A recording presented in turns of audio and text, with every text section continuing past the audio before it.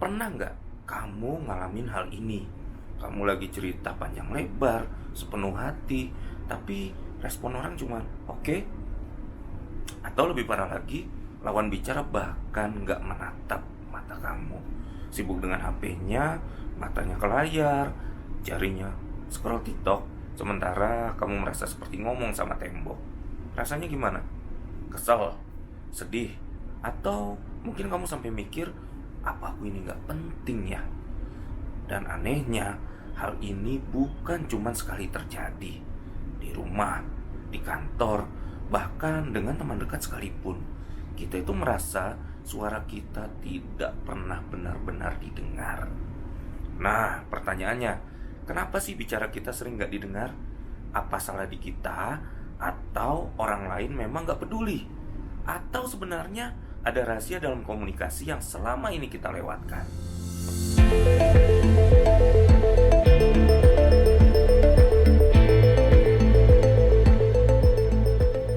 Sekarang, coba bayangkan kamu kerja di kantor.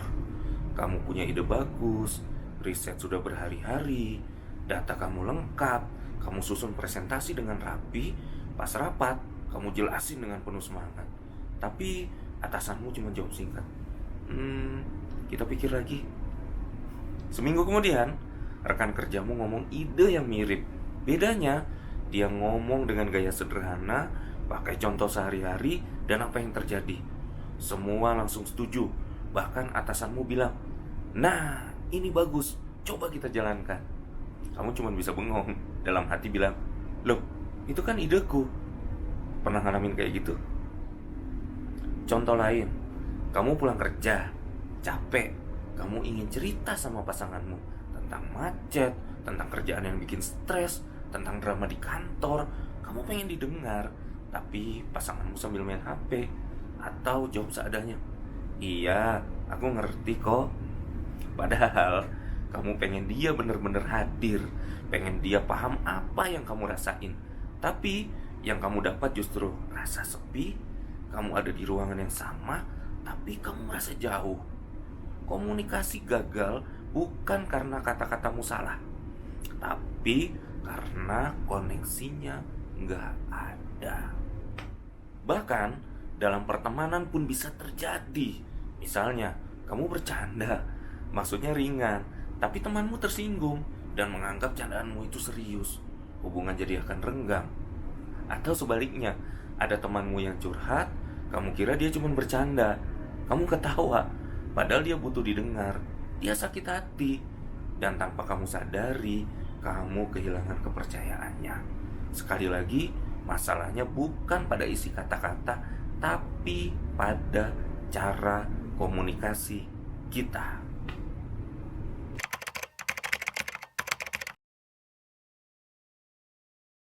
Saya sering menganalogikan komunikasi itu sebagai analogi WiFi. Komunikasi itu sebenarnya kayak sinyal WiFi. Kadang sinyalnya kenceng, lancar, semua bisa connect. Tapi kadang-kadang sinyalnya lemah. Bukan salah HP, bukan salah aplikasinya, tapi karena ada tembok yang menghalangi. Nah, dalam komunikasi, tembok itu bisa berupa ego, prasangka, emosi, atau bahkan rasa tidak percaya.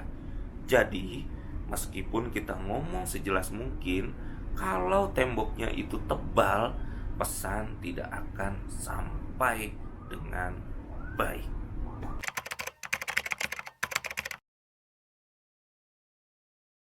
Sekarang kita akan masuk sedikit ke teori. Pada tahun 1949, Shannon dan Weaver itu membuat model komunikasi. Model komunikasi yang sederhana tapi sangat berpengaruh, di mana ada 5 elemen utama pada komunikasi.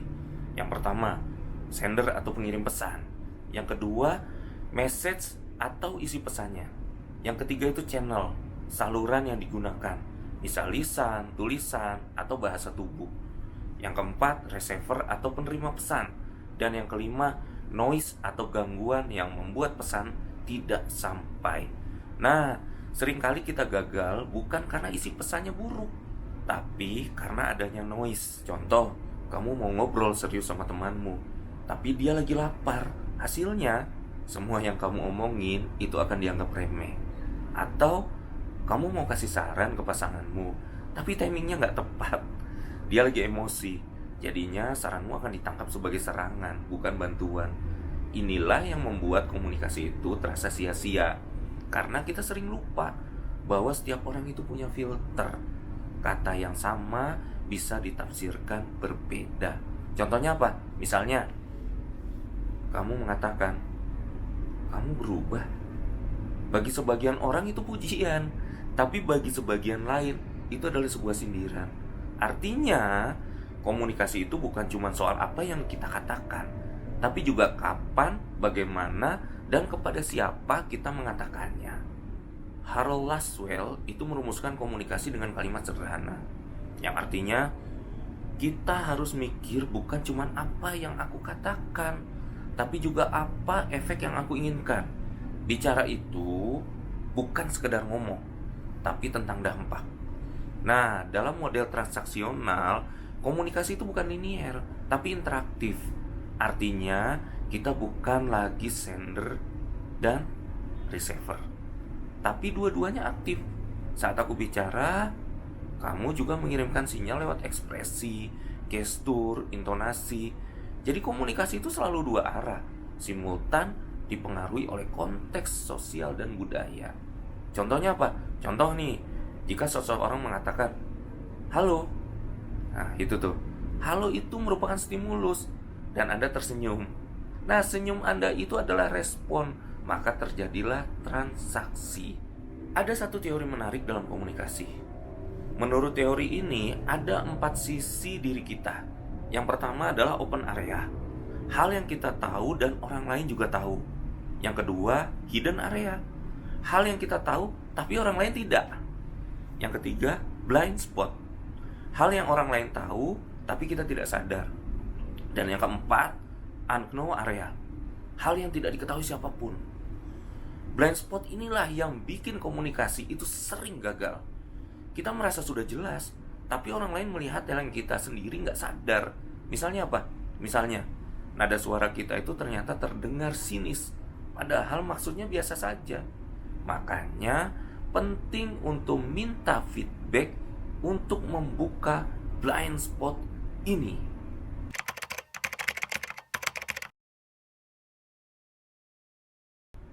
Dalam setiap proses komunikasi, ada satu hal yang sering kali kita lupakan, bahwa komunikasi bukan sekedar menyampaikan pesan, tetapi juga tentang bagaimana kita menghargai orang lain.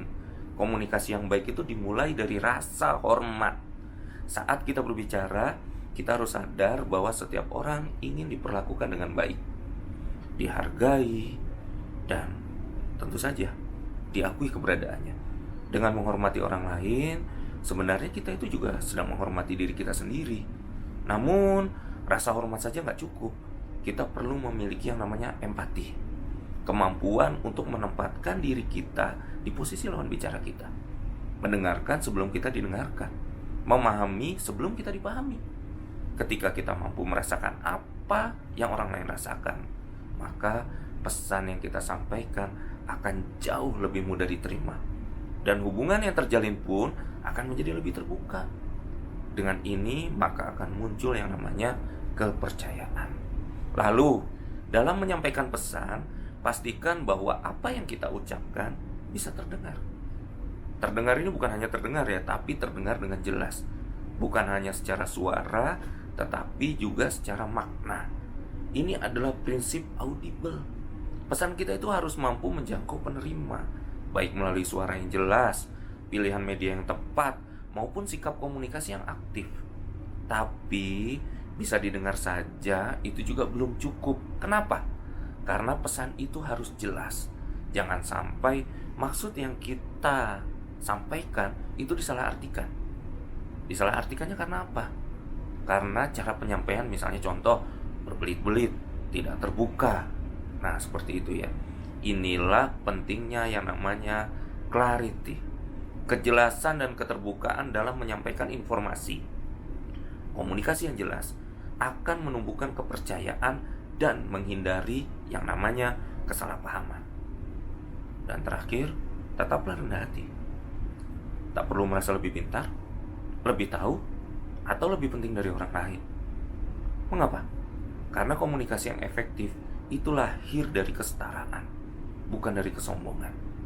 Sikap rendah hati itu akan menunjukkan bahwa kita siap belajar, siap mendengar, dan juga siap berkembang bersama. Jadi, kalau kita ingin membangun komunikasi yang kuat, bermakna, mari kita mulai dari 5 hal ini. Pertama, hormat. Kedua, empati. Ketiga, dapat didengar. Keempat, kejelasan. Dan yang kelima, rendah hati. Dengan itu, kita di sini bukan hanya menyampaikan pesan, tapi juga menciptakan yang namanya koneksi atau keterhubungan ya.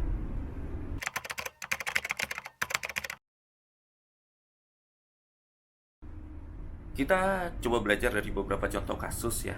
Ini ada contoh-contoh inspiratif. Misalnya, yang pertama Steve Jobs ya. Bukan hanya jenius teknologi, tapi juga jenius dalam komunikasi. Siapa sih yang nggak tahu presentasinya Steve Jobs? Presentasinya sangat sederhana, visualnya minim teks, tapi penuh dengan emosi. Dia membuat audiens itu merasa sangat terhubung atau terkoneksi. Yang kedua, Nelson Mandela contohnya. Ini juga sama nih. Dia itu bisa berdialog dengan musuh politiknya, bukan dengan marah, tapi dengan empati.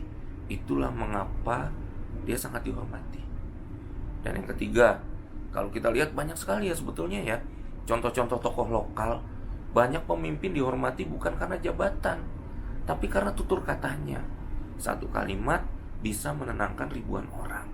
Dari sinilah kita belajar komunikasi efektif bukan tentang siapa yang paling pintar, tapi siapa yang paling bisa membuat orang lain merasa dimengerti.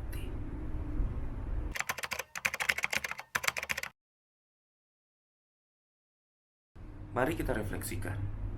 Komunikasi itu bukan sekedar kata. Ia adalah jembatan antara hati. Dalam budaya Jawa ada pepatah, aji ning diri sakalati. Harga diri seseorang itu terlihat dari ucapannya. Bahkan kalau kita lihat lagi, ada filsuf Yunani yang pernah bilang, kita punya 2 telinga, 1 mulut, supaya apa? Supaya kita lebih banyak mendengar daripada berbicara. Dan itulah inti komunikasi. Mendengar lebih dulu, baru berbicara. Kalau hati kita jernih, kata-kata akan sampai. Tetapi kalau hati penuh ego, kata-katanya hanya akan memantul.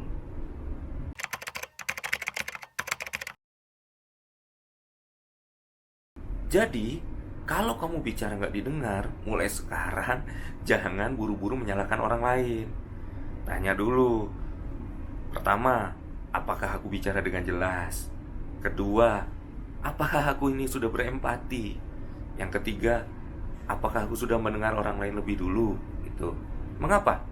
Karena pada akhirnya orang bisa lupa dengan semua kata-katamu, tapi mereka tidak akan pernah lupa bagaimana perasaan yang kamu tinggalkan.